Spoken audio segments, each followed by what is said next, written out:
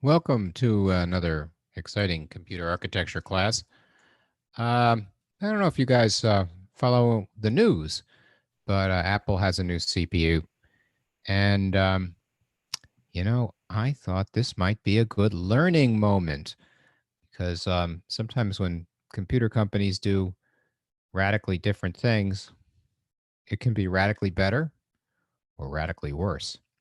So it's really interesting for us as computer architects to take a look at what Apple is doing uh, and maybe try and figure out why. Sort of have my own ideas about why they're doing what they're doing. Actually, I should say that this little presentation may be laced with too much opinion, but there's a lot of interesting stuff going on, which isn't a matter of opinion, but a matter of what they did. And then the opinion part comes in with my personal conjectures about why they did it.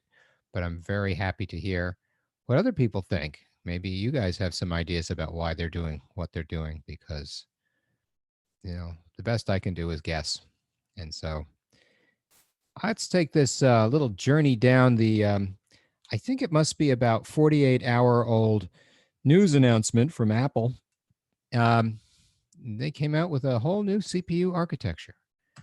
Um, let's take a step back to the basics.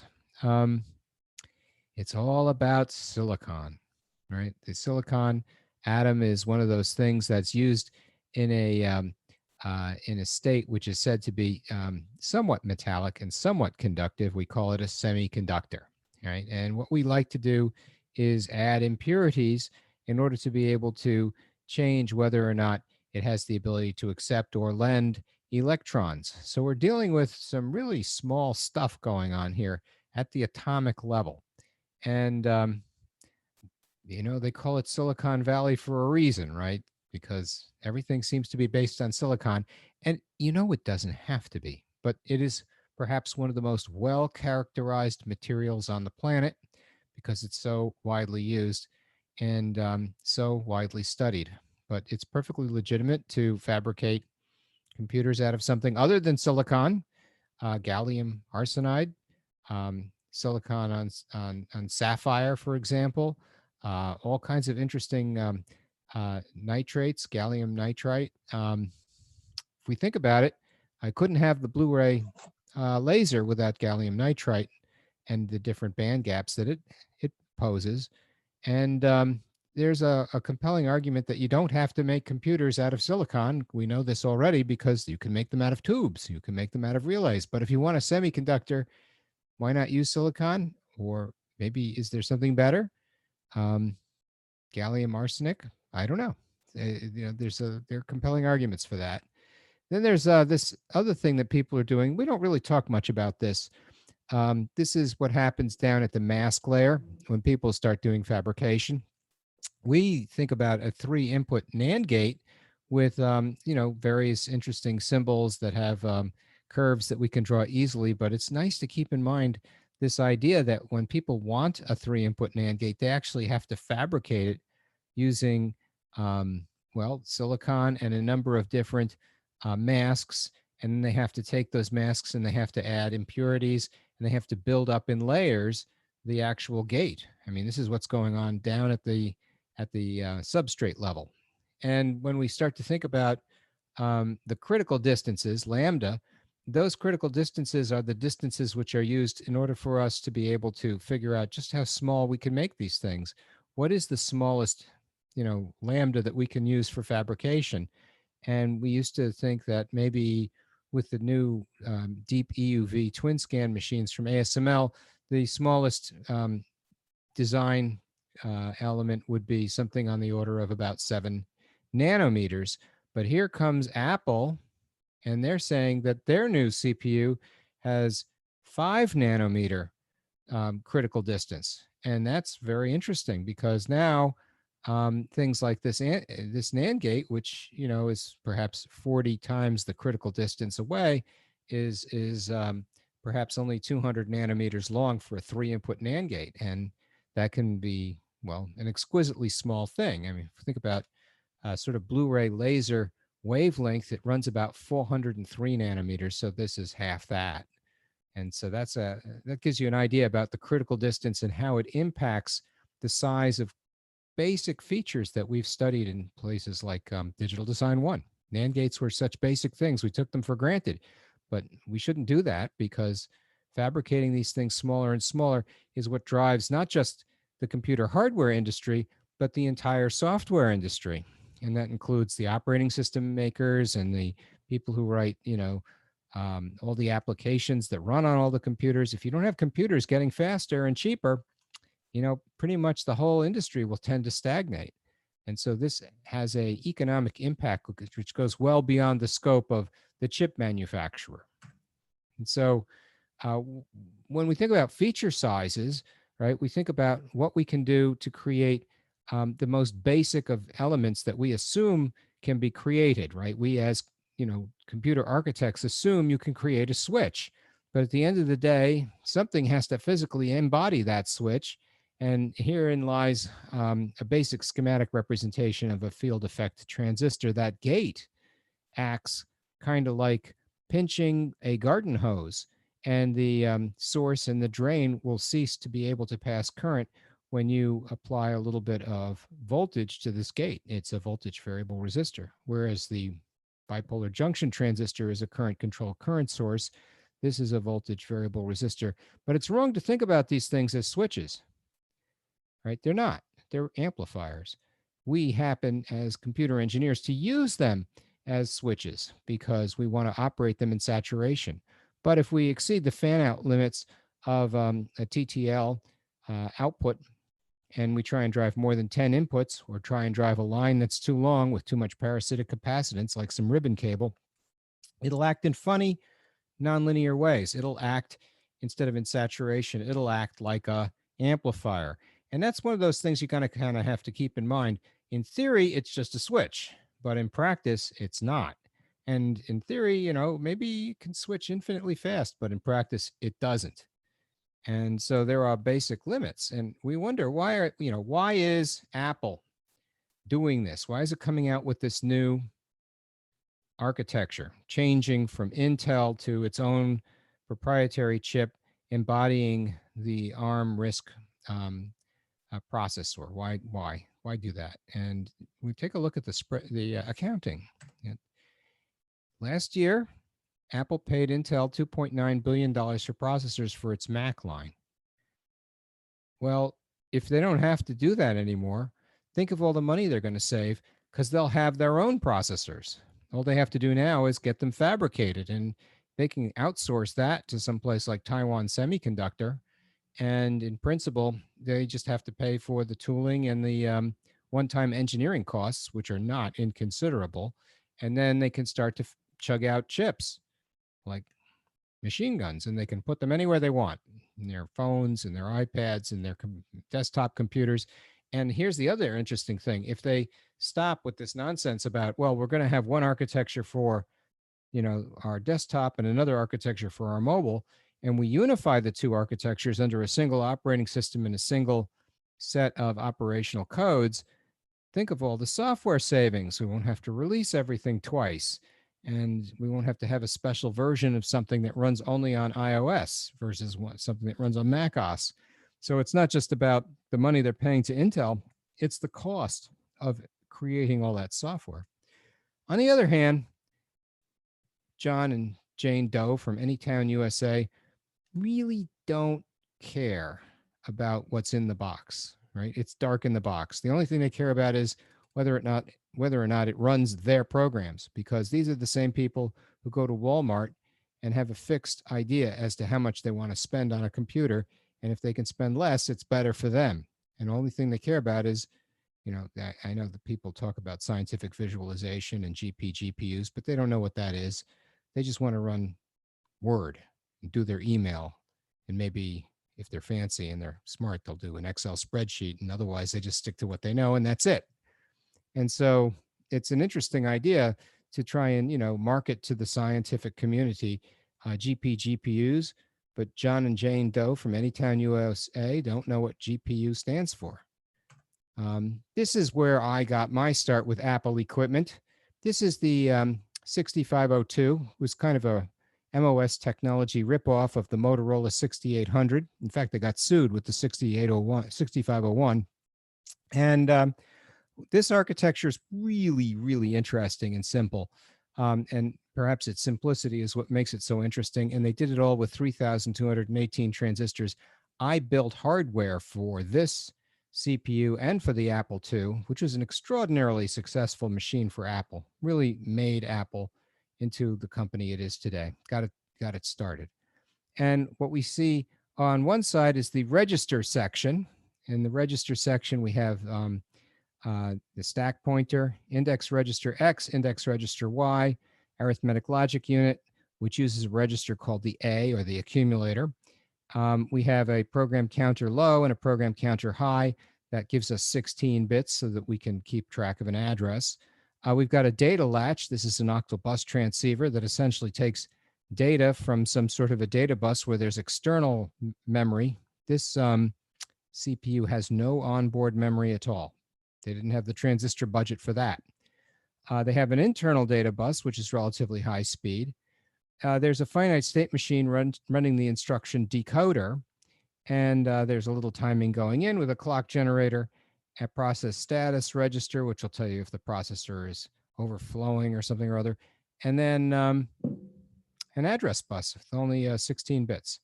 So an address bus with 16 bits gives us 2 to the 16, or 65,536 different possible addresses, and they're all 8 bits wide. And that is the most, at 64K, that's the largest amount of RAM you could ever put on a 6502 ever, unless you did something with the index register that would allow you to page large blocks of these RAM elements out to someplace like a hard disk, if you were so lucky as to have a hard disk. And so, in effect, you would have to do your own sort of virtual memory in software. Nobody did that. I mean, really, nobody. If anybody did it, it was the exception that proved the rule. And so, had a little interrupt logic thing going on. Interrupts were good because you could try and simulate multitasking if you had an external clock. Let's see now, 3,218 transistors. 3,218 transistors. That's not a lot of transistors, is it? That's about twice the, that's, if each of these transistors was a tube, this is about double the size of the ENIAC from 1943. That's what that is, because ENIAC had about, oh no, ENIAC had 18,000 tubes. Oh, wow. Okay, now I slipped a digit. 18,000, so this is 5 times less switches than ENIAC. Amazing. So that's an interesting idea. Here comes transistor sizes, minimum feature size. And so now we can see the sizes. This is microns going down to, well, essentially 28 nanometers in 2012 and 3.5 billion transistors on the so-called NVIDIA Kepler GPU. If we look back at some of the Intel CPUs, we see Ivy Bridge with 1.4 billion transistors and 16 threads per die. So that's the die is going to go into the CPU package. Now let's see. We take this in context. 3.5 billion transistors sounds like a lot, but we started with 3,218. And so we take a look at how transistor budgets are changing as a function of time. And at the top end, 2018, we see a 32-core AMD EPYC CPU, which has about the same number of transistors as the 72-core Xenon Phi Centriq 2400. And I'm guesstimating that this is around 15 or 16 billion transistors, just about. And that's about the state of the art of the highest end server that you were going to, server chip that you were going to buy from Intel in 2018. If you go all the way down to the 3,000 transistor area where the 6502 is, there it is from MOS technology. So that's how far we've come since. And You can see the 8080. The 68,000 over here, that had 68,000 transistors, hence the name, although they didn't keep to that. Apple came out with a thing called the Mac Plus and the Mac SE, and the thin Mac and the fat Mac. They all use the 68,000 running at about 8 megahertz. Mac 2 used the 68020, so that kind of took a transistor jump. They don't show the 68040 in here. And then, of course, they switched to RISC, and now they're back to CISC, and then with Intel, and then they switched back to RISC again when they went to the Apple A7 through A14. We're on A14 now. They're calling it the M1. So that's interesting. People seem to be getting transistor happy. I wonder what they're doing with all those transistors. So many transistors. So here's the Apple A5. And if we go back to the A5, we ought to be able to see it. I think I saw it in here somewhere. There's the A7. I don't know if we got the A5 in here. I imagine it's just under here somewhere, but I'm not quite sure where that would be. So here's the A5. We've got 4 CPUs. We've got, well, let's see, an ARM processor.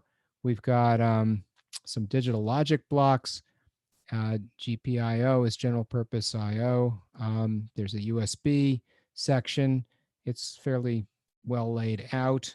This is the die in a scanning micrograph. And then comes M1. And now this is the 48-hour-old announcement from Apple. 16 billion transistors, billions and billions of transistors. And what are they doing with all these transistors? And why are they doing this thing with the RISC? And so let's take a look at this. If you have 16 billion transistors and you got one ginormous die, right, you have to go through a fabrication process, right? That process means you take this longish, pure piece of silicon called a silicon ingot, and you put it into your bologna slicer. Only it's just like a bologna slicer, only it's meant to slice up silicon ingots. So you don't put your pastrami sandwich in there. And then after it slices up your silicon ingots, which are round, cylindrical items, you get a bunch of wafer blanks. And then you go through your processing steps. You pattern your wafers out with a mask, and then you go through your wafer testing phase. And this is where you have costs escalate because you're going to have bad areas in the wafer. And then you go through a special dicing machine, and you got to throw out the bad stuff. You may recycle it somehow, but melting silicon takes lots of energy. And then you're going to do more die testing after you've sliced up the dies. And there'll be, again, an issue with yield, which is going to increase your costs. Then you're going to take the die that are good and you're going to bond them to a package. And there'll be a wire bonding machine that'll allow you to get leads to the outside world. And then, of course, you're going to have to package your dies. Then you have to go through another testing phase because there's always an opportunity for failure. The bigger the die, the more likely the failure. And that means for everything that fails, right, there's another harm to yield. You're going to incur additional cost. Now, Intel doesn't have a problem selling you a server chip for in the $1 to multi-$1,000 range. Right? These guys, I mean, let's think about this. I can get unit cost quantity, tiny 85 Arduino ARM processors. These little things are going to cost under $1. But these guys will sell $1,000 server chips, no problem. And you can certainly mount them into your computer with a bad heat sink and burn them up. And they'll say, too bad for you, haha. If you want another one, we'll sell you another. And so they ship these out to customers. And so there's a process, and that process is going to cause an enormous amount of cost because there's capital equipment involved and all kinds of expertise involved in making these things. And Intel will operate about 1 million square feet worth of clean room space, and as a strategic asset, keep $250 million worth of cash hanging about because they want to keep updating that clean room space so that they can have state-of-the-art equipment. AMD and Apple, on the other hand, are what do they call? They call them fabless semiconductor manufacturers. Sure, Apple makes chips, but what it really does is it outsources the contract manufacturing to companies like Taiwan Semiconductor, which actually know how to operate the equipment so that they can go down at the 5 nanometer level and start to create these chips. So here we are, somewhere down in here, shipping now the M1, known as also the A14 CPU, out to customers, and it's a big so what. So, I mean, ooh, look, so there's red and there's purple, and it looks really cool. But it's dark in the chip. I don't know what's in the chip, so I need to know. And so here we are holding one of these ginormous dinner plate sized wafers, and we're probably in what they call a class 10 clean room doing this, because this is not, something that's just popped out of the dishwasher. You have to actually have it really, really clean. And here's a scanning micrograph, stand it off a little bit from the silicon wafer with the dies already in place. And here's a little 8-inch wafer, and you can see all the dies that are packed in. And the ones at the corners are probably no good, so that's part of the yield issue as well. And the M1, that's the A14 now, has 4 large performance cores, 4 efficiency cores, and then 8 GPU cores, an 8 GPU core GPU, 8 core GPU. So there's 8 GPUs on this, and then it has 16 billion transistors with the 5 nanometer process. And what does that mean to me, the computer architecture student? Here comes Core i7 from Intel. I feel lucky to have one of these running in my computer. This is a KB Lake. This is the term, I guess. 7th generation, top end quad core i7, and it has its die size bumped to 126 millimeters squared. So that's a big die, and that can impact the yield and increase costs. And then he has only 2 billion transistors. He's 8 times, well, half the size. Well, no, 8 times fewer. So it's a lot less transistors there. And here's the roadmap that Apple has used. And I think we've probably seen or used iPhone 5s and 5Ss. And I don't know if you guys have changed iPhones every year. I think, you can spend a lot of money changing iPhones. Then here comes the A11, which apparently they skipped deploying. And then comes the A14. Somewhere in here, they started to deploy iPhones for $1,000 or something like this. I mean, this is iPhone 10. Wasn't that like a very expensive phone when it came out? And I sort of missed iPhone 11. Did somebody get one of those? I don't know anybody who has one, but I guess they're fast or perhaps hot. I don't know. And then comes the A14, and we're going to read about that. That's the M1. And the transition from A13 to A14, let's see what they did. Okay, so they took the L1 cache, the so-called translate look-aside buffer, and they doubled it from 128 pages to 256 pages. Okay, what does that mean? And then there's the L2 translate look-aside buffer that went from 2,048 pages to 3,072 pages. Somebody seems to care about pages. Somebody cares about translate look-aside buffers. They're spending substantial amount of their transistor budget on it. And that means that a lot of the chip area is going to increase the number of pages and increase the size of the translate look-aside buffer, whatever that is. And there's this thing called the memory management unit, and it has the translate look-aside buffers inside of it. So this is all about managing memory. And so then the question is, well, what's up with that, and why should we care? And you know that when Apple goes to sell these chips, it's very hard to explain about translate look-aside buffers to John and Jane Doe from Anytown, USA, because you start to sound like Charlie Brown's teacher. You say, "Oh, translate look-aside buffer, blah blah blah blah blah," and then all they hear is wah wah wah wah wah. Right? They don't know what you're talking about. So as it happens, we ought to be able to figure this out. I mean, gee, it just sound that complicated. It's just ones and zeros, right? So a translate look-aside buffer is a place in memory which stores a directory that allows you to map virtual memory to physical memory. And so they have this thing called a page, which is a chunk of memory, and you take the page as a consistently sized block of memory, and you put it somewhere, perhaps to store it in long-term storage, out in secondary storage. That might be your SSD drive, for example, or your hard drive. So you've got a way in which to increase or supplement what I would call the RAM in your computer by swapping pages out of the RAM and into the hard disk. So you've got to somehow manage that swapping.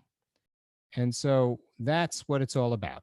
This is about taking all the available programs that you'd like to run at the same time that are now running on your computer, Zoom, your address book program, maybe your terminal prompt.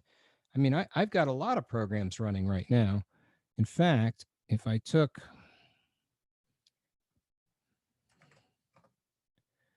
you can see there's 297 processes running at the moment, 1,779 threads, and there's 111 megabytes of shared libraries, and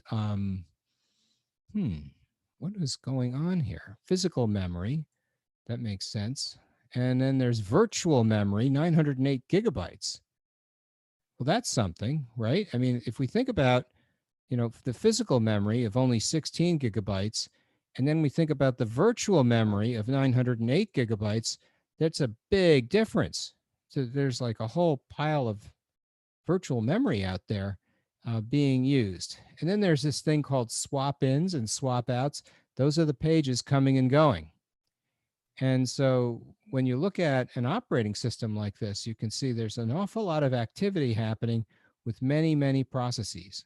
In fact, if you went to PS, I think it's AUX, type it into more, you can see all the processes. And if you wanted to, you could pipe them into WC-L and count the number of processes, 298 processes running at present. And so that's an interesting point. These are all little programs that are running in a multitasking machine, and they're divided into pages. The memory is segmented, and these little segments have to somehow map into physical memory. They have to map into, and there's the operating system. It's down in there. And then comes the swap file on the hard drive, and you want to have something in the operating system, and that's going to take these little segments and swap them out to the hard disk. So if you need something in this word processor that's a large segment and your memory becomes fragmented, it may be hard to find a space to swap it back in. So this is an interesting point. You have to have lots of extra physical memory relative to the number of available programs, or else you're going to have a problem. Programs may or may not actually be able to execute if they're swapped, if they require more space to be swapped in than is available. You'll start running out of memory. So that's an interesting point. This is not advancing. Yep, there we go. And so here we can see even more segmentation going on. We have a presentation which has a very large block of memory, and that can be swapped out. And then if you get fragmentation in here, might not be able to swap it back in. It has less chance of it getting swapped in. So the more processes you run, the more memory you need. And these segments may be small or maybe quite large, like in this presentation. And so here they are getting swapped out, and something got swapped in. Somebody wanted to use the word processor a little bit, so the presentation got swapped out. The spreadsheet was swapped out in favor of some sort of graphics program that someone decided to use. And then trying to swap this back in might be difficult. And you got to keep track of, where the physical memory is and where the swapped memory is. And that's your translate look aside buffer. That's the directory that tells you where everything is being stored. And so this is an important part of keeping throughput going. And apparently Apple felt that it was extraordinarily important, and they had to increase the transistor budget to accommodate it. So if I have these large segments and I don't have room for them, then I may not be able to swap them in. And segments are either in physical memory or they're not. You can't just have a partial segment. And the program view of the memory is it's all logical memory. It just wants to run the memory from the addresses that it knows about. And those addresses are all, relocatable by the virtual memory machine, the memory management unit. So, I might say there is a physical address 0200, but I'd like to start the program anywhere by moving it from 0200, swapping it out, and then swapping it back in to a different address. What that means is my physical address has to be offset by the physical memory, and then I'm going to have the logical memory start from that point. So everything will be relative addressing when I swap out and swap in. So I've got to have these translate look aside buffers act as my paging tables, and they're going to map logical memory to physical locations. And so this is the key element that a memory management unit is supposed to supply to us. So swapping pages out to the disk in my little virtual memory system takes time. If I spend more time swapping these pages out than I spend actually working on the program, I can spend so much time that I don't make good progress. If the drive is a physical hard drive, I'll just hear it sitting there ticking. And that's called thrashing. So that's what can happen when you have an insufficient amount of memory and it takes longer to do the swapping than you have to actually spend on the program. So it can destroy the overall throughput of the CPU, even if you have 16 billion transistors running really fast and you've got all these cores. Doesn't matter. You still have to manage memory properly. And so that's why they're spending all this transistor budget on the translate look aside buffer. And it's not something that we've spent a lot of time discussing. So if I have a page of memory and I don't need it, I'll swap it out. And the virtual memory ends up supplementing the amount of RAM that I have in the computer. Windows uses paged memory. So sometimes different operating systems have a different paradigm. Sometimes they use segmented memory, sometimes they use paged memory. But in either case, they're taking chunks of memory and they're swapping it out to the hard drive. And so you need a physical frame that matches or maps to some sort of page. And then you can swap the page out. And when the translate look aside buffer comes in, looks up a frame, it can figure out what page that maps to. And so we're looking at kind of a little data structure here that's going to essentially look at what the CPU is looking for in terms of its physical memory, try and get some sort of logical address out to the program.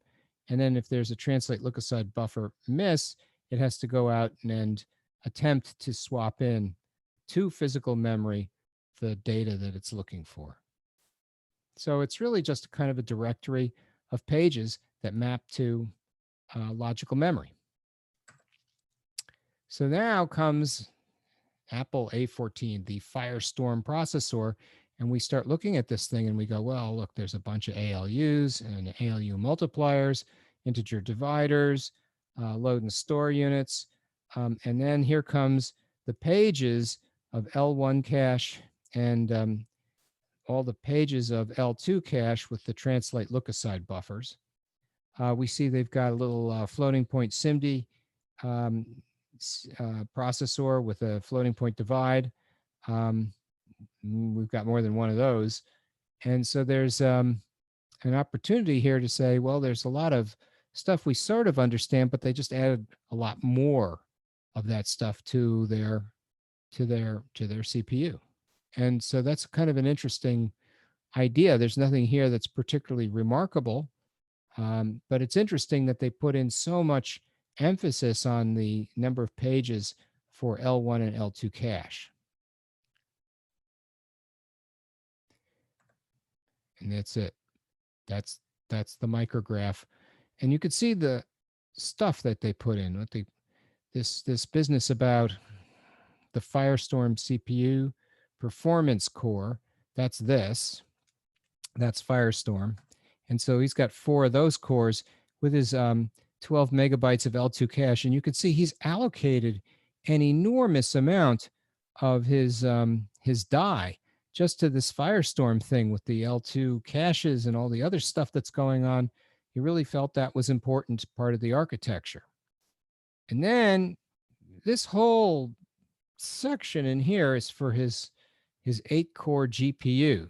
So I mean, this is a big chunk of the cost of the machine, and they felt GPUs were important because they needed to do the GPU thing. So it's got like its own built-in graphics card, which is kind of a neat thing to put on a chip. This is the double data rate channels for going out to RAM. And so I can kind of see why you don't want to be too IO bound, so you have to put that into the chip for sure. But then they came up with this thing, and this I felt was really exotic, the neural engine. And their little neural engine, I guess that's for deep learning or something, has 16 cores. And I looked at this and I said, under what circumstances is this needed? And that was never properly explained in any of the literature I could find, but they allocated an inordinate amount of their chip to their 16 core neural engine. They must think deep learning is a killer app. I don't know. I hope it wasn't just the pointy haired managers who decided to put this one in. And it sounds cool, but does John and Joe Doe from Anytown, USA, or does anybody know why they put this in there? What compelling argument does a CPU manufacturer have to put in something so specialized? Because I don't know too many people who sit around and run deep learning applications. Do you? I mean, I don't know anybody who does that except for one graduate student that I happen to be working with. I mean, out of all the people that I know in the School of Engineering, I doubt that we could find a dozen that are doing deep learning with neural engines, I think. Anyways, I kind of question why they put that in there. There's no big market for it as far as I could see, but maybe they think there is. I don't know. The operating systems have been able to get around just fine without neural engines. Then there's the efficiency cores, and I imagine those are in there because I don't know, they take up less power or something like this, and so they can shut down some cores and do power management. But I'm not 100% sure about that. I'm guessing efficiency cores. Well, I guess they're being green or something. And so, I look at all this and I say, man, that's a lot of transistors, but look how they spent the transistor budget. I mean, I get the DDR IO stuff. You need that. And I get how more cores are better. I get that. And I even get the L2 cache thing. And I can see why they might put in the GPUs because they can avoid having to buy, graphics cards. Okay, that's great. But what's the point of having a 16 core neural engine? Why do that? So I don't know that. I don't get it. Maybe you guys have some ideas. Any ideas out there? Did anybody say, "Oh, I need a new CPU with a lot of neural engine in it"? Got to get me some of that neural engine. Now, keep in mind, what this will get bundled into the next Apple Mini, and it'll be a $700 computer. I like the Apple Mini that I have. I'm not tempted to upgrade to this thing because I surely don't want to be the first kid on the block with a 16 core neural engine because, people might point and make fun of me.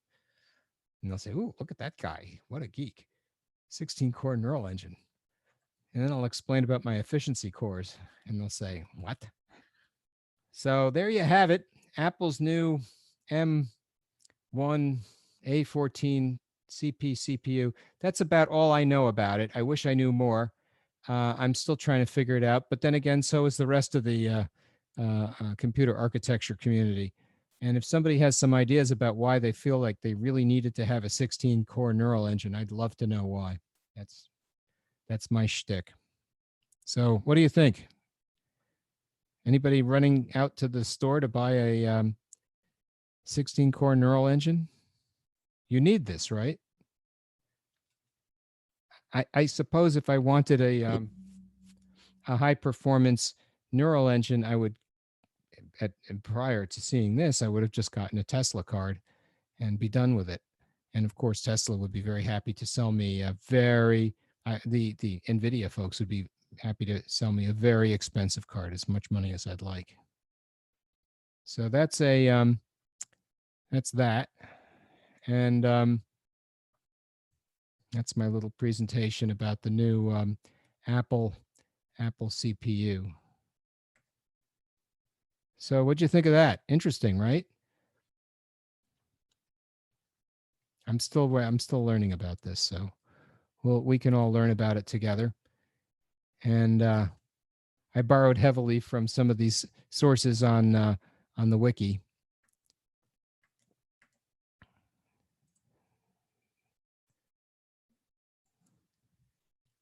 So we've got a homework due today. Let's see if we can find it. It's going to be here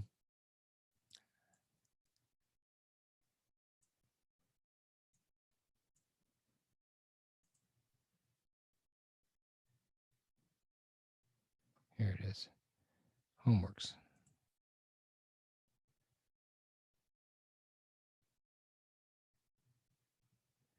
Yeah, it's on the datagram programming. So you guys have probably heard enough about that. And what we'll do is we'll talk a little bit more now about this new homework that we've got pending, and that should be available to you now. That's homework 10, unless you guys have any questions about the homework due tonight, homework 9. Any questions? So homework 10 is about distributed computing, but it also includes information about a bus network. Bus network. So we know what a network is. We know what a bus is. What's a bus network? Anybody know what the bus network is? Did we talk about this already? Bus network. So we had for some reason this sounds familiar. Did we do this in this class already? Somebody pipe in. Yes, we went over it. We went over it. Okay, so we did the bus network. I thought we did. So with the bus network, we had a bunch of information in here about the local area simplex networking that you get from the I2C bus. Did we also look at the questions from homework 10? We've gone through the datagram stuff. I'm pretty sure we've beat the multicast stuff to death. But I'm wondering if did we go through all of these questions, or did we get stuck somewhere in the middle? Anybody remember where we got stopped? Well, let me ask some questions then. We know what I2C stands for, integrated circuit. Is only one wire required for communication? Is that true? False. That's false, right? Because you need the clock. It is synchronous, and it is a 2-wire protocol. So you have to have 2 wires. And if you include power and ground, I guess you could say there's 4 wires, but the power and ground don't have to be available on a connection to the host. You can have them local. So I think we've gone through a lot of this. We know it is synchronous, not asynchronous. Let's see now. We know we can have multiple masters in an I2C interface. Professor, Yes, is this going to be made available on Blackboard?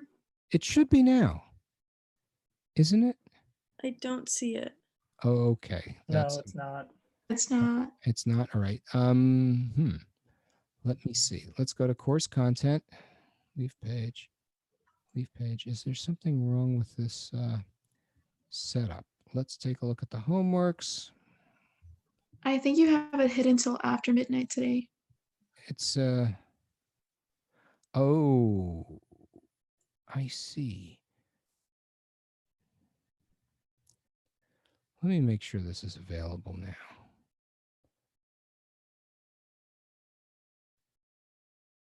Yeah, why don't we roll this back to yesterday, and let's make sure this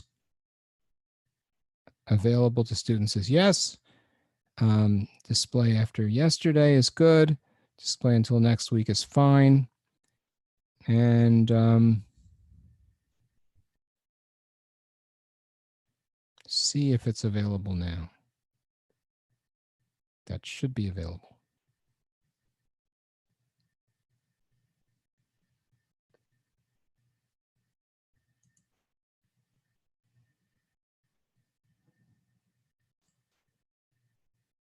Is it available?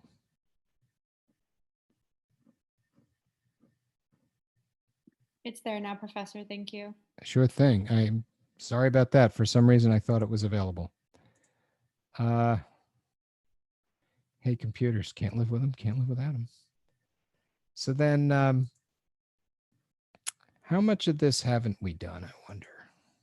I think we kind of covered the duplexing, the synchronous,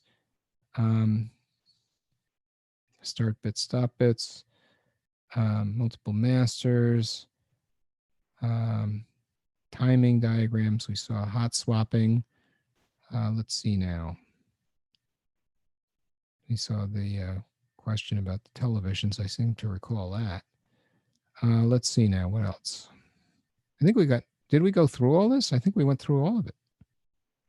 What do you think? Maybe we got stuck at the television sets.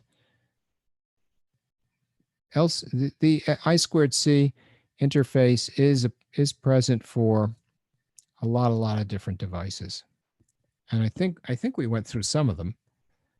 You can find DACs, A to D converters, E squared, double EEPROM. You can find RAM, LCDs. I don't know. You can name a peripheral. I think you could probably find an I2C device available for it. Real-time clocks. I'm looking around my my office now just to see what we've got. I haven't seen an I2C interface for some things like the high-speed stuff. You won't find an I2C interface for high-speed RAM, just because it's not that fast and for no other particular reason. Let me see what else we've got in here. Advantage I2C synchronous communications. There's no need for a precise oscillator for the master and the slave. That's true. You can have one in just one place. And it may not even need to be all that precise. I suppose a crystal is precise enough. Crystals you lose, you know, a second or two every day. But that's, I guess that's pretty precise. I think precise is a relative word. Let's see. Limitation, half duplex communication. Data is transmitted in both directions. Well,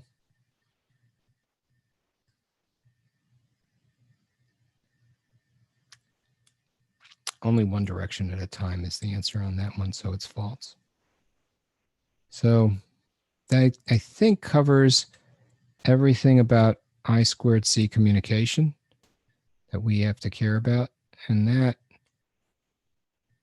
basically covers that. Now, how much of this programming have you guys gotten snowed by? Do you think maybe you understand any of this stuff? Like in through here? Does that kind of look like something you would understand? Or do you need, I think we ought to go over it a little bit. Just because, you know, what happens is people look at the code, but they don't necessarily follow it. I don't know if your Java chops are up to snuff, but that's kind of an interesting idea. You know, you have communication ports that need to be retained. So I'll show you, their states have to be retained. So I'll show you an example.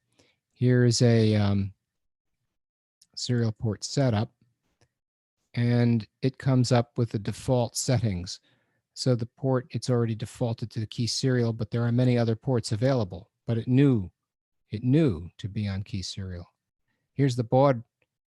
There are many baud rates available, but it knew to be on 9600. How did it know? And in their data bits, you know, there are many choices here, but it knew to be on 8. And then the parity, it could be 8, none, or 1. I'm sorry, the data bits could be 8, none, or 1. There's this thing with the parity, even or odd, or none. It knew to be on none. Stop bits, look, like 1.5 stop bits. It knew to be on 1 stop bit. Flow control, it had return, ready to send, clear to send, X on, X off, combination of X on, X off, or clear to send, ready to send. And it just said none, and it knew. And somehow this has to be able to communicate with some sort of a serial device, and we can test the port. I don't know if you can hear it. So it talks to the modem. And in fact, when you look at the console, comes out of the Java program, it is taking an instance of the serial port state and restoring it in order to be able to set the graphics user interface and to set the serial port. And then it uses the so-called serial port bean utils in order to save an instance of the serial port state. And then it uses that serial port to open up the port to the modem, and it proceeds to do a dial. And then it can get through voice jails and enter in account numbers and passwords and pins and whatever you like. Passwords, pins, and account numbers. All these different interesting and wonderful things. They've all been serialized. And so serialization is an important part of the interface, right? Because that interface has been set for us so that we don't have to continue to reset it. And it was all done in the so-called serial port utils. In fact, I think they called it the serial port bean utils. Bean utils. So let's find in the path the serial port bean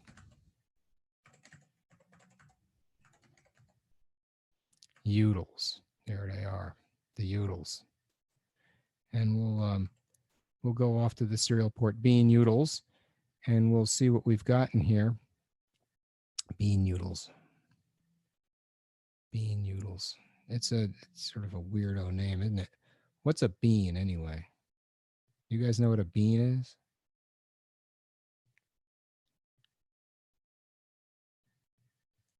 Here's a serial port bean.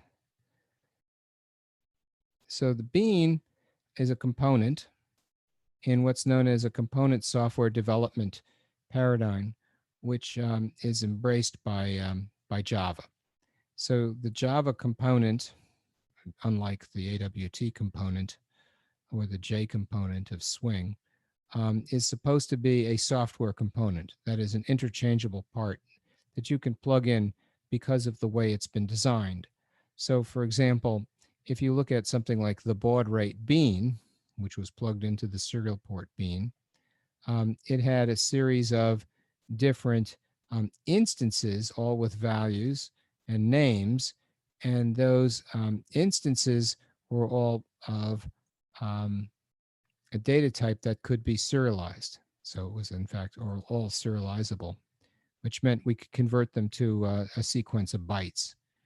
And so you choose which of the instances you want when you go to create a new instance of a serial port.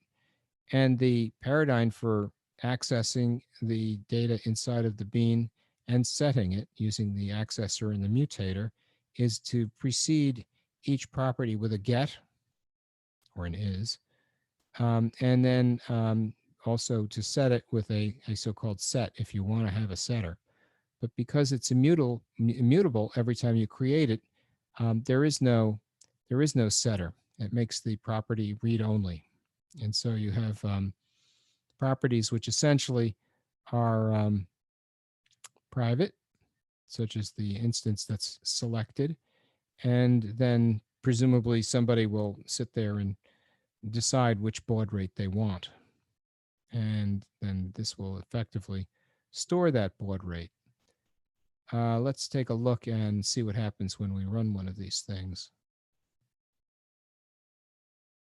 We'll run the baud rate bean main, and presumably there it is. So this has come out with a sequence of different baud rates.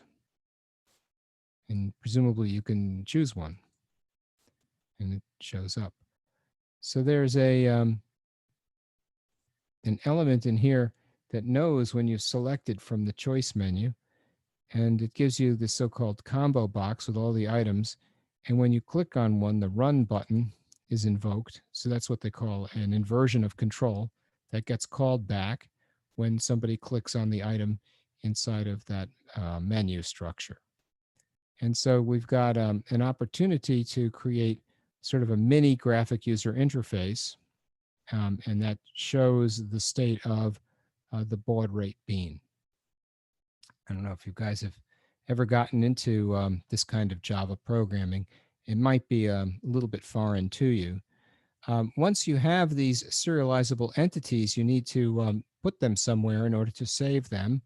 And you may like to put them someplace that's unique to the individual who's logged in. In order to do that, you store it in a place called preferences, which are managed typically by the operating system. So what you do is you use a key, which is unique to this bean, and I named my key serial port bean version 4, and then you serialize the instance out to the preferences. So you would go to the preference utils, which is over here, and once you use the key on the user preferences file, you basically get a place where you can store. So now you can see where the serialization happens. When we hit pu.save to file, we pass in an instance of an object, and it will go out to the file that corresponds to this key, and it will write the object out in a compressed format using gzip object.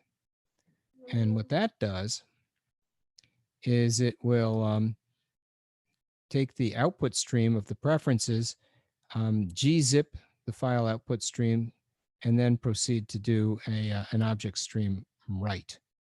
So the object output stream, which is the serializable part, right in through here, gets written out to the gzip output stream, which then gets written out to the file output stream. Reading a gzip object has to occur in much the same fashion. So only it goes in the inverse order. So if you want to read a gzip object, you go to your read file, make a file input stream, pass it into the gzip input stream, pass that into the object input stream, then do an object input stream read object. And then what comes back is an instance of an object, but we don't know what the type is. But because we're in preferences utils, well, we hope that we know what the type is, and we'll try and cast it to that type, or else we're going to have a problem. If we can't cast it to that type, we'll have a class cast exception at runtime, and that'll be a problem. So a byte array comes in, gets decoded, and then presumably has to be cast. And then the question is, if you go to preferences utils in here and you try and start to save these things, how do you know it's going to come back as a serial port bean type, right? What happens if you restore it and it comes back and the serial port bean type doesn't work anymore because you've changed the serial port bean? Well, then for sure, you're going to have a problem, and it'll be something on the order of class cast exception at runtime. So here's an opportunity to take the serial port bean and restore it. And when you do the restore, presumably a serial port bean instance is returned. So how do we get that restore happening? And the answer is when we do the pu.restore, an instance of an object that was serialized is removed from preferences or read from preferences, and then there has to be a casting. And there lies a fruitful source of bugs, because if you change your serial port bean in any way, the old instance that you serialized will be broken. So you kind of have to be careful about that sort of thing. And the restore is a little bit lazy. It says, oh, geez, you know what? I tried to restore and it came back null. Well, if it came back null, that means nothing was ever saved. And so what I'll do is I'll just make my own and save it. And then I'll return that instance, whatever it is. So I must have lost something. Now, I could have tried to catch a class cast exception at runtime and then made a new instance, but I didn't do that. And so in principle, that would stop the main flow of execution with a sudden change in the flow of control. So serialization is sort of important for us because we want to be able to take these instances and somehow move them across the network. And therein lies what I would call a critical problem in distributed computing. And we can see this also in places like the multicast util. So when we try to multicast something across the network, we're taking data and we're distributing it widely. And it's just an array of byte. But in that array of byte, you could have an instance. So if you take the instance and you convert it into a byte array output stream, write the instance out using an object output stream, then pass it, presumably somebody knows what they're reading. They'll have to cast it back to the original object, and then they can run the object or use it for video or audio or whatever else that they're trying to deal with. So that serialization is a critical foundation for moving instances from one place to another. In this case, we're using it for persistence. What do you think of that? Instances. Does that sort of make sense to people? So here we'll take the serial port bean and we'll run it, and we'll do a restore, and we can see what it contains. And it contains the full state of that graphic user interface that we just saw, all serialized so that it could be retained from one run to the next. So in principle, if you were to take the address book here and just quit, right, and then run it again,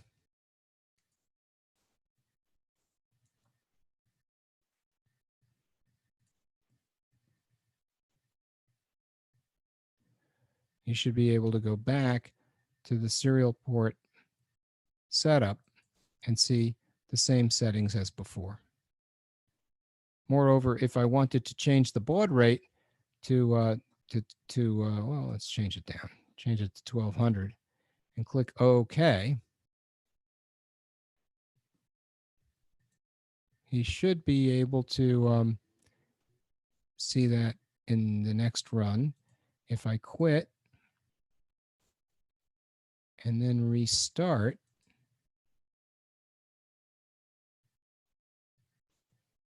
I would hope that the baud rate remained the same. And it did. It kept its state. So that has been that has been persisted to preferences by the serial port utils. In fact, if we take a look at how this address book program is constructed, the entire address book has been serialized as a database out to a gzip file. And according to this, it goes to an address folder. So if we were to look at what's in the address folder for the purpose of serialization and consistency, I often will save backups to the address folder. And here they are.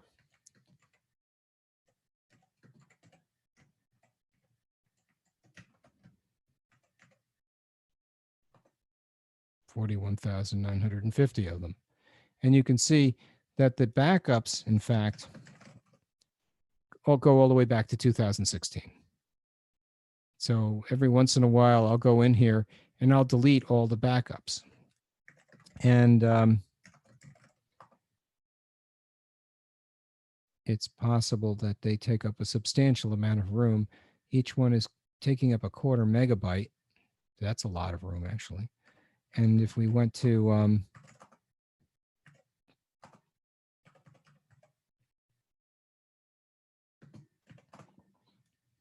the address folder and took a look, it says here, it's 13 gigabytes on disk. It's huge. So I should probably clean that up because it's grown to the point where it's kind of gotten big and annoying. I didn't even realize that. So there. I think it's, yeah, there it goes. It's grown quite a bit over the years. And probably I don't need 4 years worth of backup over and through here. And you can see each file is fully backed up. It's not an incremental backup. That would have saved a lot of space. And it's not backing up every minute. It's backing up when there are changes. So the changes are coming infrequently, but when they do come, this does get backed up. So all of that should probably get, well, not all of it. Maybe we could go back 1 or 2 years, but we don't have to go back to 2016, I should think. So that's an interesting point. You know, that's all for being robust in terms of saving this stuff, but maybe I'm too robust by half or something. So that's the serialization. Did that sort of make sense to people? Serialization. So we've got an opportunity for some, serialization in the address book. Might be interesting to see how that was implemented from the point of view of other beans. I mean, we could see this. Here's the printer bean. So now he is able to save which printer was used last time. And so if you take a look at, for example, let's do one. Let's assume you wanted to have a printout. It'd be nice to know that you could print this to your Dymo label writer. It automatically knows which label writer to use, and it's just printed. If I wanted to set the label writer, it's presumably already set, although I don't see it. I don't know why. Oh, I see what's happening over here on the left. It's off screen. So it didn't save properly, didn't persist properly, and he was looking for the label writer, but apparently it hadn't been saved from last time for whatever reason, and so he threw some sort of an exception, which is fairly inelegant. I should probably have tried to catch that.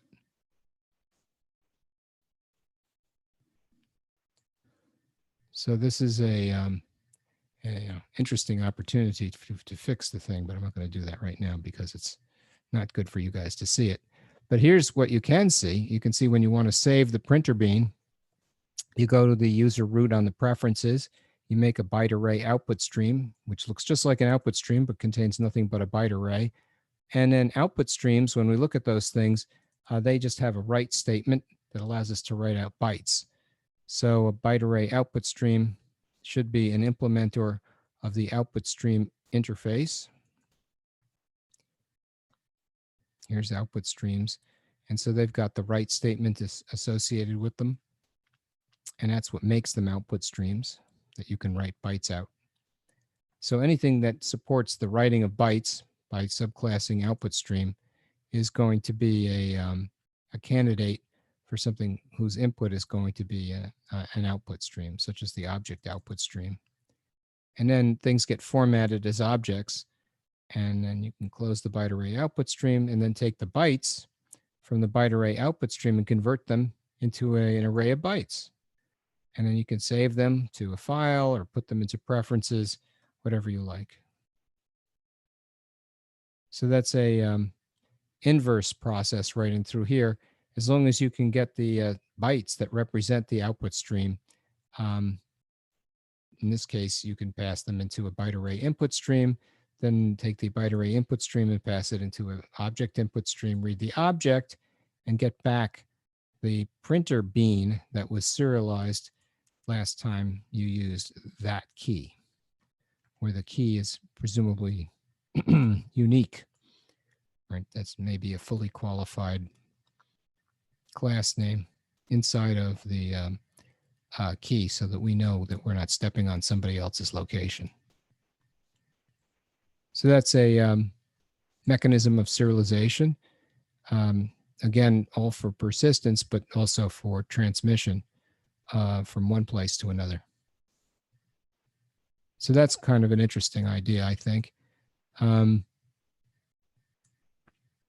address book itself is all built to do serialization. So what we wanted to be able to do was data mining.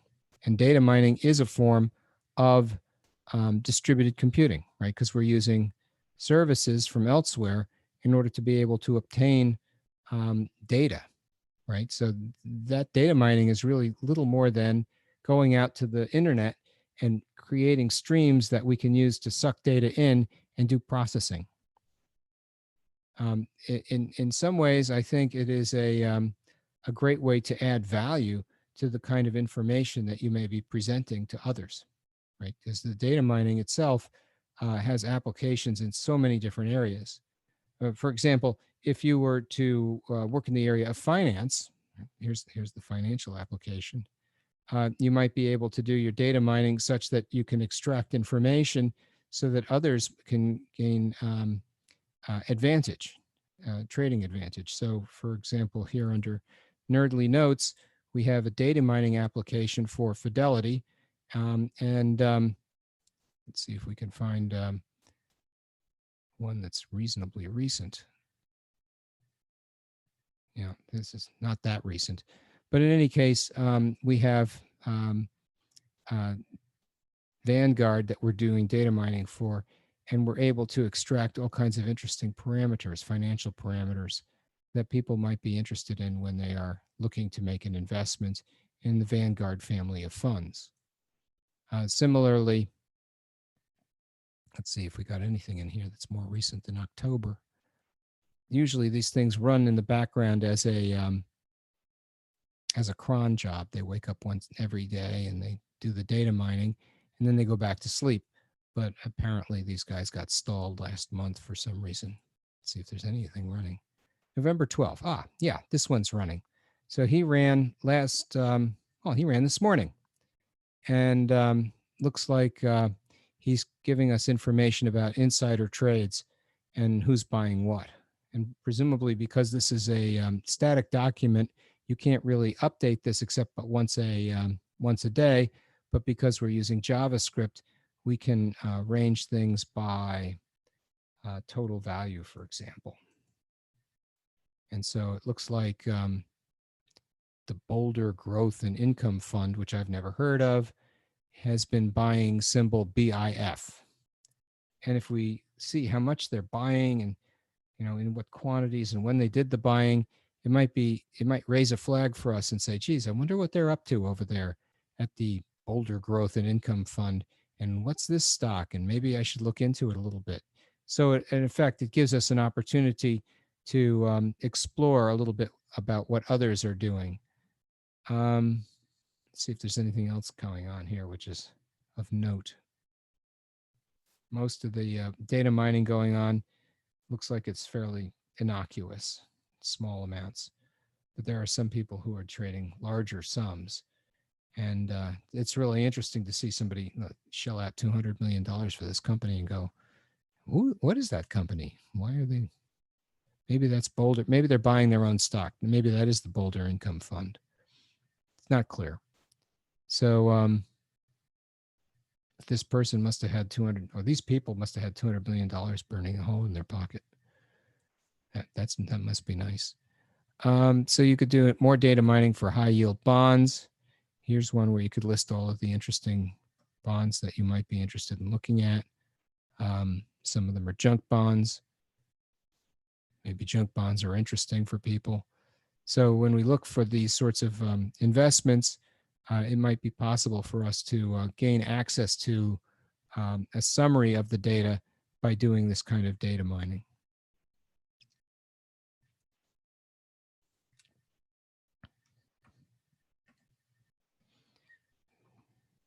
So we've got a whole pile of software, I'll say frameworks for data mining for various financial applications. More data mining you could do might include something like going after images, medical images. We call that a machine learning application or pattern recognition application. That's a form of data mining, right? Because we're going out to the web, grabbing the images, and then we use those for mining for data. There's also natural language processing, another form of data mining, where the input is simply text, and we can use that for our data mining. So from the point of view of distributed computing, the network programming applications are quite interesting. We have, for example, something which is said to be computable. How do we know when something's computable? So here's the computable object. So let's see what that looks like. So the computable object, right, we can send this somewhere. It extends serializable, which means we can turn it into an array of bytes. And then it is said to be computed on the compute server. So the compute server will run the compute method. We don't know how that's implemented. Could be as complicated as we like. Could take an hour, could take a week. And then when it's done, it returns an instance, which can be serializable. That's your answer. And then it gets sent back. So the computable object in and of itself has the simplest of interfaces. It just says, oh, well, you know it's a computable object because it's got a compute method. We expect the compute server to invoke compute and then to return to us the answer in the form of a serializable instance. And maybe we expect that to be an image, in which case we can cast it to image type and then display it or save it or whatever it is we want to do with it. So from a computer architecture point of view, that sounds like a reasonable thing to want to do, because now we can take objects and we can move them from a compute client to a compute server. And here comes the compute server, and he's probably running almost like a web server with a difference. And the difference is he's expecting people to connect to him and to then proceed to pass in computable objects. And so what he's going to do is, he has an announce capability. So when new compute servers come up, their addresses can be seen by a lookup server. And then they run a server socket and they wait to accept a connection. When they have the connection, they take the socket and they put it into the compute thread. The compute thread takes the socket, makes an object input stream and an object output stream. The object output stream, now that's going to be where the answer goes. The object input stream, that's where the computable instance comes in. And then he reads in the object. He hopes that it's an instance of a computable object. And if it's not an instance of a computable object, he'll just say, hey, it's a bad object. Print it out on the console and return. but otherwise he'll do the casting. So this is called guarding the input. And then he knows if it's a computable object, it has to have a compute method in it. So he says, okay, let's do the computation, whatever that is. And he doesn't know, right, how long this will take, because I have no idea. I mean, let's go find the 10 millionth digit of pi. How long does that take? Who knows? And then he gets an answer back, which is serializable. Then he writes it to the object output stream so the invoker can get the answer. He closes up shop, and then he's done. The simplest possible compute server. And it all runs inside of a thread, listening to something on one of the ports. So that's an interesting idea, right? Because now I can take these compute servers, I can distribute them all around my local area network, and then proceed to see that these compute servers with their little multicast announcements come up on my compute list, and then I can dispatch jobs to each one of the compute servers. I think I've run over the time here. I should have kept closer watch on the time. So thank you for your attention, and have a good day and stay safe.